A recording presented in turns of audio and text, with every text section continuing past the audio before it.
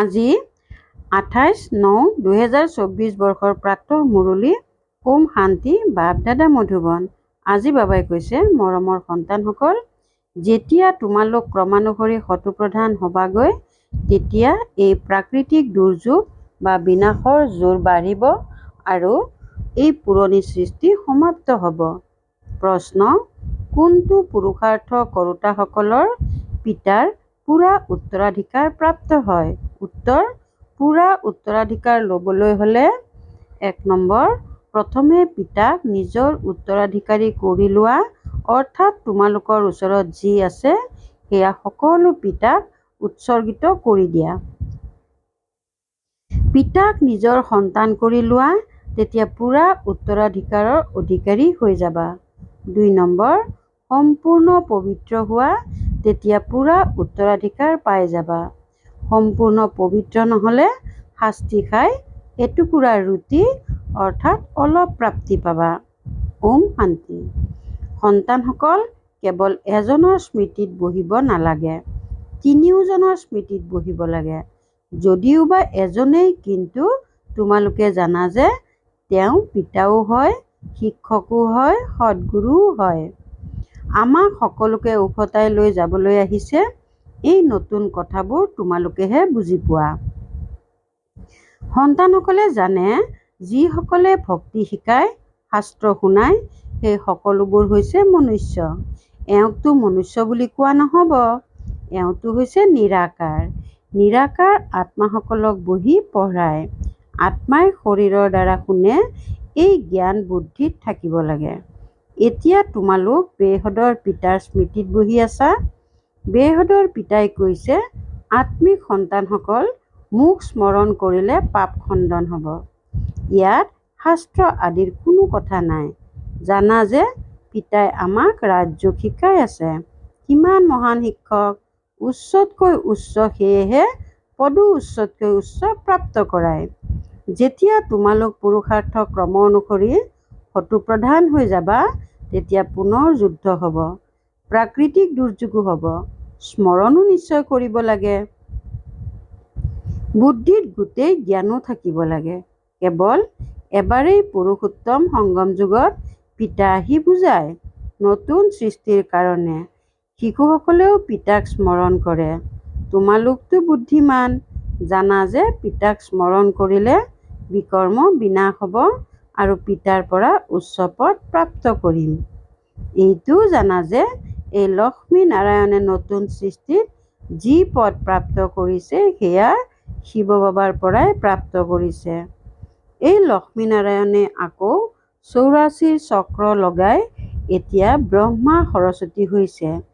এওঁলোকেই পুনৰ লক্ষ্মীনাৰায়ণ হ'বগৈ। এতিয়া পুৰুষাৰ্থ কৰি আছে। তোমালোকৰ সৃষ্টিৰ আদি মধ্য অন্তৰ জ্ঞান আছে। এতিয়া তোমালোকে অন্ধ শ্ৰদ্ধাৰে দেৱতাসকলৰ আগত গৈ শিৰ নত নকৰা।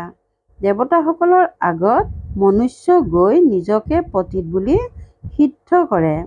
এনেকৈ কয়, আপুনি সৰ্বগুণ সম্পন্ন, মই পাপী বিকাৰী, কোনো গুণ নাই। তোমালোকে যাৰ মহিমা গাইছিলা, এতিয়া তোমালোক নিজে সেয়া হৈ আছা।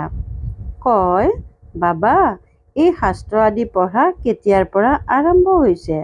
পিতাই কয়, যেতিয়াৰ পৰা ৰাৱণ ৰাজ্য আৰম্ভ হৈছে। এই সকলোবোৰ হৈছে ভক্তিৰ সামগ্ৰী। তোমালোক যেতিয়া ইয়াত বহা, তেতিয়া বুদ্ধিত গোটেই জ্ঞান ধাৰণ হ'ব লাগে। এই সংস্কাৰ আত্মাই লৈ যাব। ভক্তিৰ সংস্কাৰ নাযায়। ভক্তিৰ সংস্কাৰধাৰী লোকসকলে পুৰণি সৃষ্টিত মনুষ্যৰ ওচৰতেই জন্ম ল'ব। এয়াও নিশ্চিত। তোমালোকৰ বুদ্ধিত এই জ্ঞানৰ চক্ৰ চলিব লাগে। লগতে বাবাকো স্মৰণ কৰিব লাগে। বাবা আমাৰ পিতাও হয়। পিতাক স্মৰণ কৰিলে বিকৰ্ম বিনাশ হ'ব। বাবা আমাৰ শিক্ষকো হয়।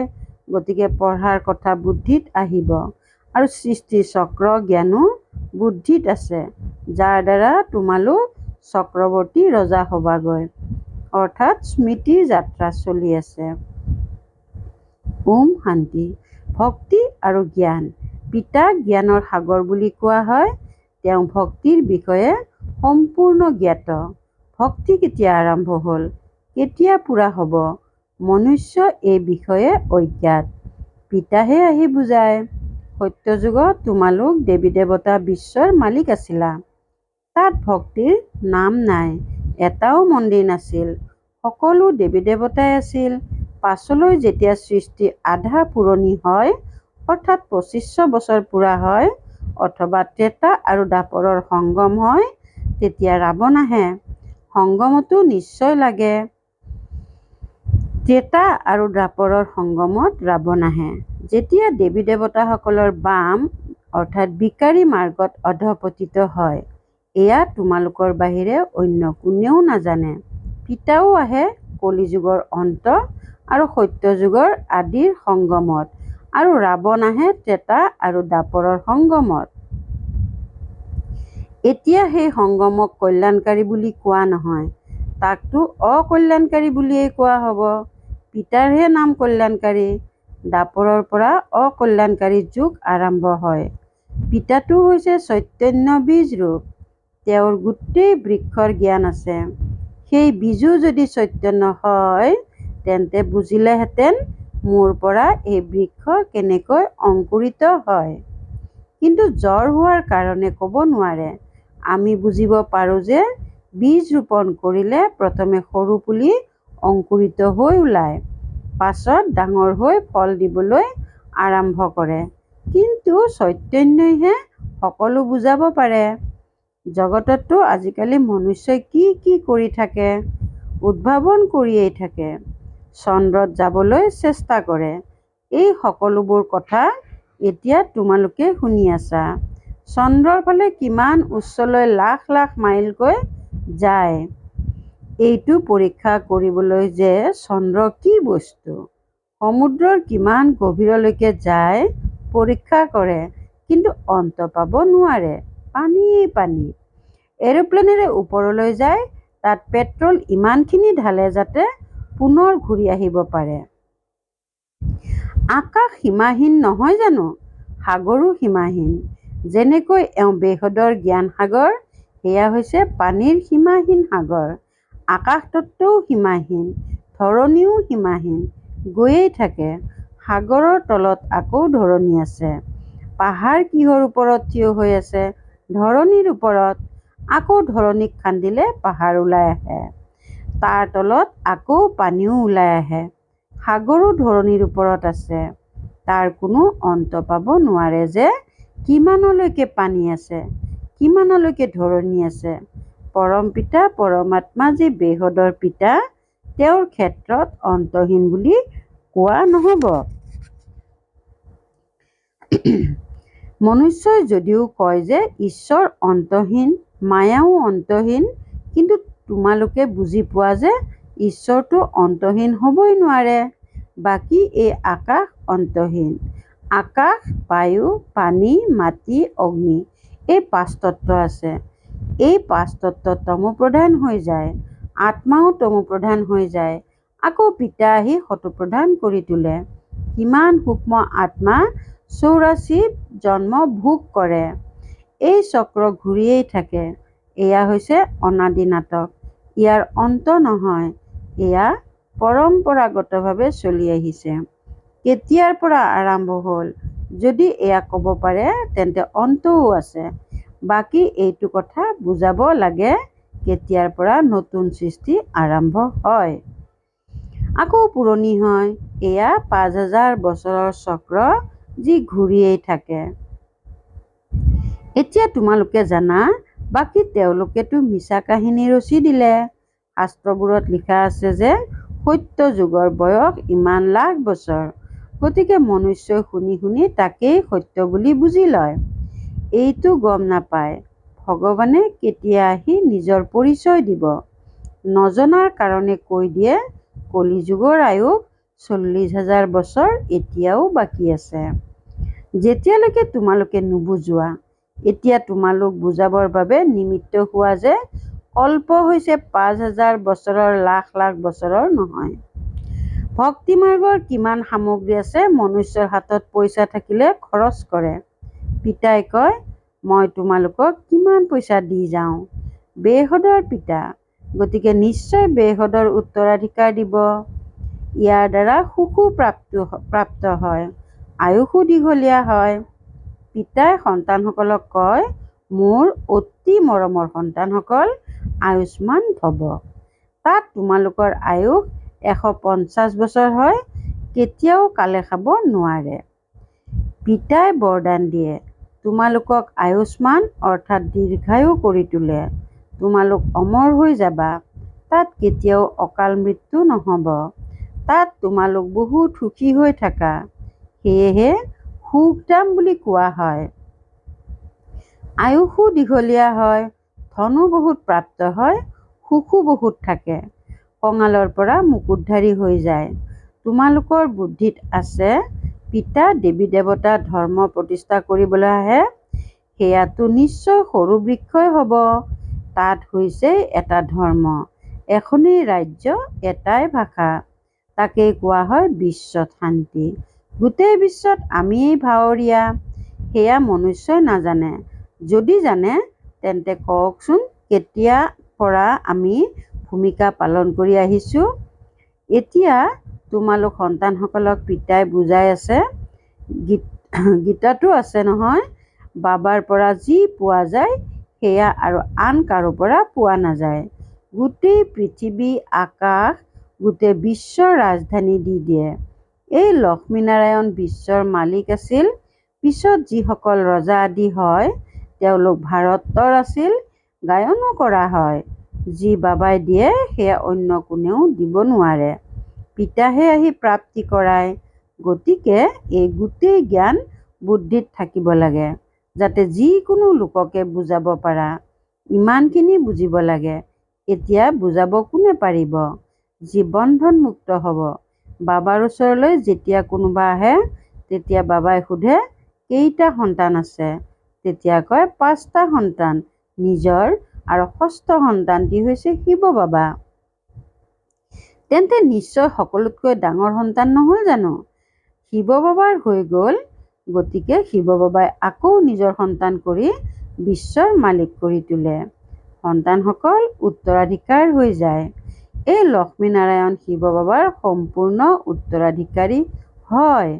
আগৰ জন্মত শিৱ বাবাক সকলো দি দিলে। গতিকে সন্তানসকলে উত্তৰাধিকাৰ নিশ্চয় পোৱা উচিত। বাবাই ক'লে, মোক উত্তৰাধিকাৰ কৰি লোৱা আৰু দ্বিতীয় কোনো নাই। কয়, বাবা, এই সকলোবোৰ আপোনাৰ আৰু আপোনাৰ সকলো মোৰ। আপুনি মোক গোটেই বিশ্বৰ বাদশ্বাহী উত্তৰাধিকাৰত দিয়ে, কিয়নো মোৰ যি আছিল সেয়া সকলোবোৰ দি দিলোঁ। ড্ৰামাত নিৰ্ধাৰিত হৈ আছে নহয়, অৰ্জুনক বিনাশো দেখুৱালে আৰু চতুৰ্ভুজো দেখুৱালে। অৰ্জুন কোনো অন্যতো নহয়, এওঁৰ সাক্ষাৎকাৰ হ'ল, দেখিলে ৰাজ্য প্ৰাপ্ত হয়। তেন্তে কিয়নো শিৱ বাবাক উত্তৰাধিকাৰী কৰি নলওঁ? তেওঁ আকৌ আমাক উত্তৰাধিকাৰী কৰি লয়। এই চুক্তিটো বহুত ভাল।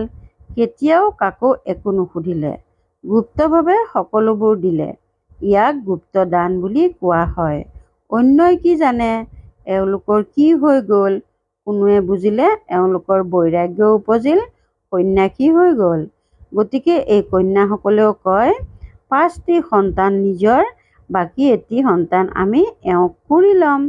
এওঁ সকলোবোৰ বাবাৰ আগত ৰাখি দিলে, যাৰ দ্বাৰা বহুতৰে সেৱা হ'ব।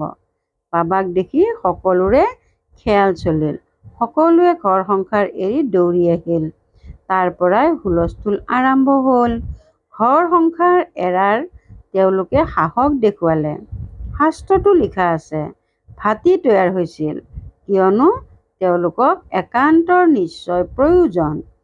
পিতাৰ বাহিৰে অন্য কোনো যাতে স্মৃতিত নাথাকে, মিত্ৰ সম্বন্ধীয়ৰ স্মৃতিও যাতে নাথাকে, কিয়নো আত্মা যি পতিত হৈ গ'ল তাক নিশ্চয় পাৱন কৰি তুলিব লাগে। পিতাই কয়, গৃহস্থালীত থাকি পবিত্ৰ হোৱা, এই ক্ষেত্ৰতে সমস্যাৰ সৃষ্টি হয়। কৈছিল, এয়া স্ত্ৰী পুৰুষৰ মাজৰ কাজিয়া লগোৱা জ্ঞান, কিয়নো এগৰাকী পবিত্ৰ হ'লে আনগৰাকী নহ'লে তেতিয়া মাৰামাৰি লাগি যায়। এওঁলোক সকলোৱে মাৰ খাইছে, কিয়নো হঠাৎ নতুন কথা হৈ গ'ল। সকলো আচম্বিত হ'বলৈ ধৰিলে। এয়া কি হ'ল যে ইমানবিলাক দৌৰি গুচি যায়? মনুষ্যটো বুজাৰ শক্তি অলপো নাই। ইমানখিনি কৈছিল কিবা শক্তি আছে। এনেকুৱাতো কেতিয়াও হোৱা নাই যে নিজৰ ঘৰ সংসাৰ এৰি দৌৰি যাব। ড্ৰামাত এই সকলোবোৰ চৰিত্ৰ শিৱ বাবাৰ। কোনোবা খালী হাতেৰে দৌৰিল, এয়াও খেল।